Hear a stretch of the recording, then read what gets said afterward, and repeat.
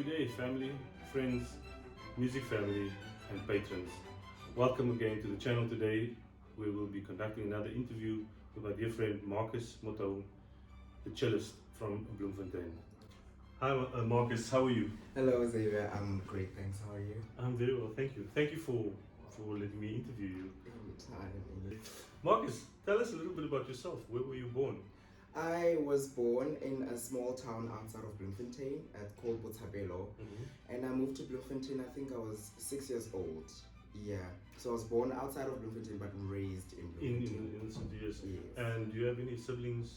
I do. I have two siblings. I had a sister and now I have a little brother. Okay. Yeah. And any of them doing music or? No, not at all. I'm the only music person in the family. Actually, Oh, okay. Nobody is musically inclined. Well, maybe that's a good thing. Yeah, I do. Yeah. So tell me, how did you get involved with music per se?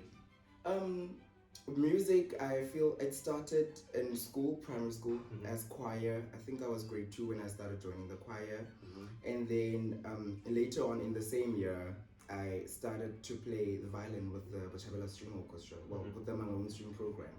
Yeah, and that's basically how I started. From violin switched to cello, and then I'm still here. Okay. Tell me a little bit more about the Bochabelo String Orchestra. Was that the organization that kind of recruited you as a student first, or? Yes, yes. So it started with the Motaung String program.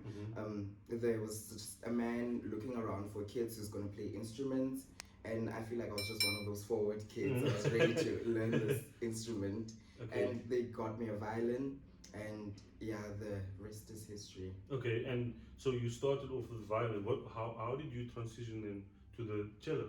It's a funny story, actually.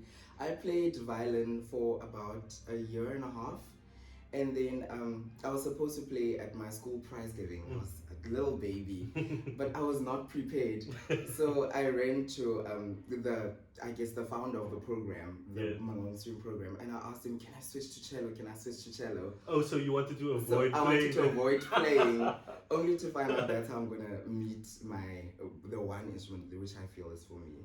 And was the transition difficult? Because obviously the violin is in treble clef and the cello is in bass clef. Was there any difficulty in the transition? Well, besides the fact that the one is played this way and the one is in front of you.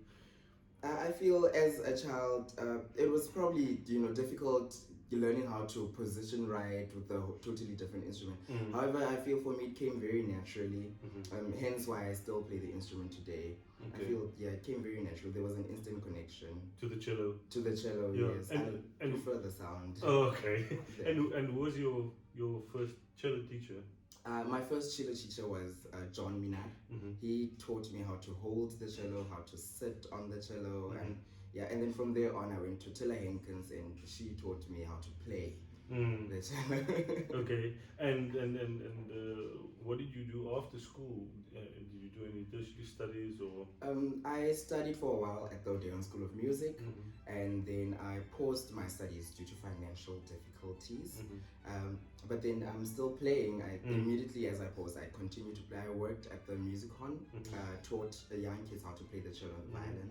And then I came down to Cape Town. Yeah. So what you were doing at Musicon was basically foundation phase cello. Yes. I taught beginners and I taught beginners and to intermediate level. Yeah, more or less. Okay. And orchestras. Have you done any youth orchestra courses or courses outside of South Africa that perform elsewhere in the world? I have played with the South African National Youth Orchestra, the Stellenbosch International Chamber Music Festival. Those are one of the few music festivals that I've done. Oh, and the Ringau Music Festival in Germany. And any notable orchestras, I guess, would be the KZN Phil, the Free State Symphony, and the Bochabela Strings that plays in Europe every year.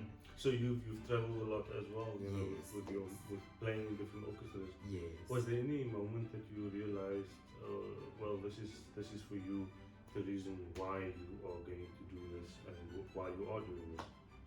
I think the green light moment for me was my first time traveling abroad.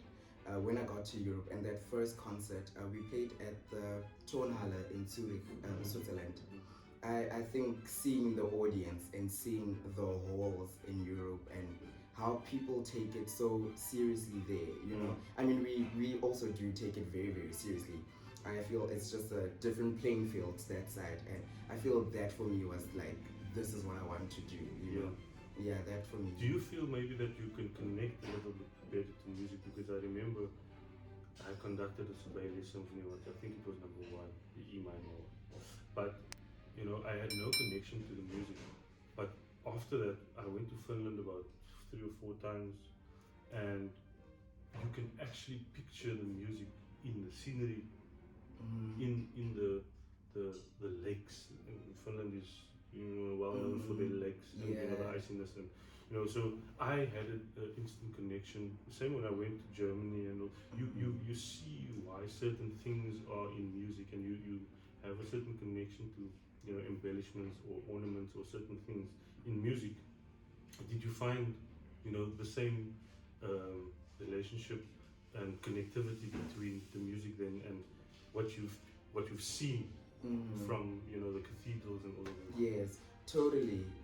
I feel because I normally every time I travel Europe, we're doing some work by some European orchestra, some European composer, sorry, and I feel it's just something different playing on that side, because you feel the music in the environment, you see the music in the infrastructure, in the culture, the way the people carry themselves. You feel that, oh, this makes sense, and this is why I guess people wrote this way. You know, I feel the environment just really makes sense with the music, you know. And coming down to South Africa, and then playing all these works, you feel that there's a better connection in Europe because of the history. I feel yes, the history of the music and the place, I would say. So it makes you understand the music better. Yes, and you kind of visualize the infrastructure, like you said, and the architecture and all of those things, the cobbled roads. You understand and you have a better connection to the music. Yeah. Totally. Yeah. So what do you do in your free time? In my free time, I practice. I practice. I watch a lot of TV series, and I try to read a lot. But reading can get Can get a little boring. Can get a little boring. Yes. What do you like to read? I'm an old romantic person, so I read Shakespeare. Oh God. I just read novels about the hopeless romantic smooth stories or whatever. Oh, well, interesting. Well, Marcus, I think thank you for your time. I think let's wrap the interview up. But before we do that, I think let's have a short quick fire section. So this is either. What do you prefer? Okay. You said you read a lot. Would you? But I mean, you said you. I try to read a lot. Hopeless romantics. Okay, let's go to practicing. Etudes or scales? Etudes. Etudes, okay. Yeah. Interesting. People don't like practicing scales. Yeah, I know scales. Scales are tens, but we have to go through the scales. Okay, from a performance side, chamber music or orchestral music? Definitely chamber music with me. Okay. I love orchestra, but chamber music has a different feel. It has different level of intimacy, of closeness with musicians. Yeah. Okay. Another performance question. In a chamber group, a sonata, ensemble, or a concerto? A sonata. A sonata. Yes, a sonata. I feel there are better connections with the musicians in the ensemble. Yeah. Okay.